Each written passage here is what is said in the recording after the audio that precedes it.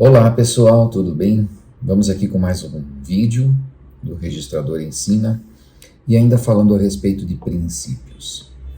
Num vídeo anterior eu falei do princípio da especialidade sob a ótica mais da especialidade objetiva.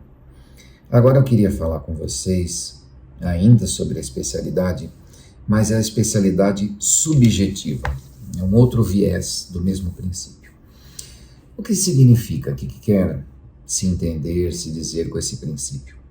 A especialidade subjetiva, ela exige que as pessoas, daí subjetiva, diz respeito aos sujeitos, diz respeito às pessoas relacionadas a um determinado imóvel, devem ter na matrícula seus dados corretamente colocados, inseridos.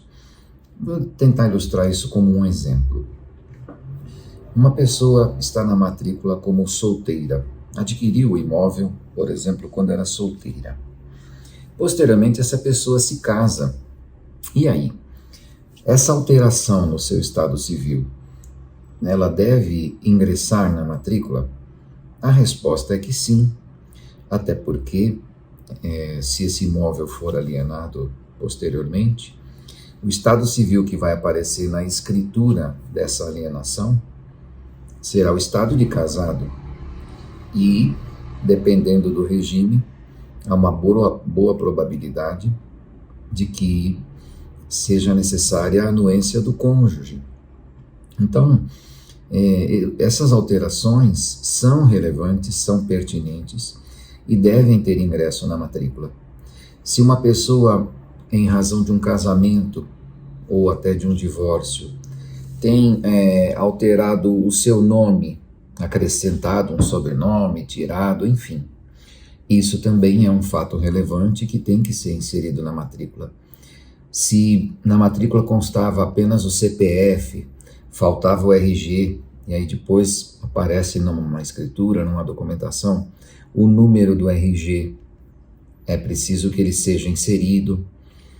Outros dados como nacionalidade, filiação, às vezes há registros antigos com uma certa precariedade, faltando uma ou outra informação.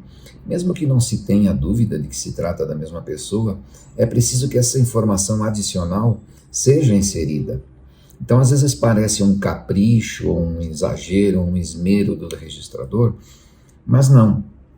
São necessárias muitas vezes a feitura das chamadas averbações saneadoras para deixar a matrícula em dia, que vão ser realizadas normalmente quando ocorre a prática de um outro ato na matrícula, usualmente algum ato de alienação.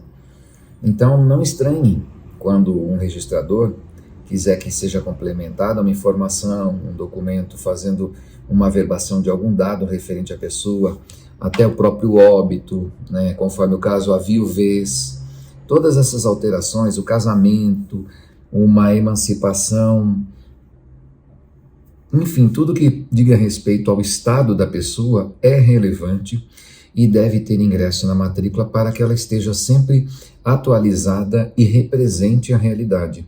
E também siga uma ordem, uma continuidade das coisas, né?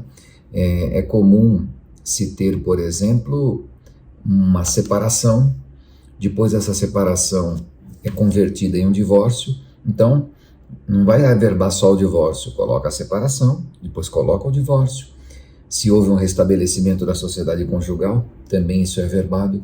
Todas essas alterações, todas as mutações, todas as mudanças relevantes em relação ao imóvel, já vimos em outro vídeo, são importantes, e também em relação às pessoas, elas são importantes também.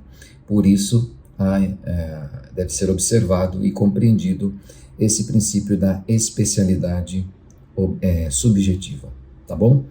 Espero que tenha sido útil para você e sigamos aí com a gente com outros vídeos que vão ser colocados. Muito obrigado.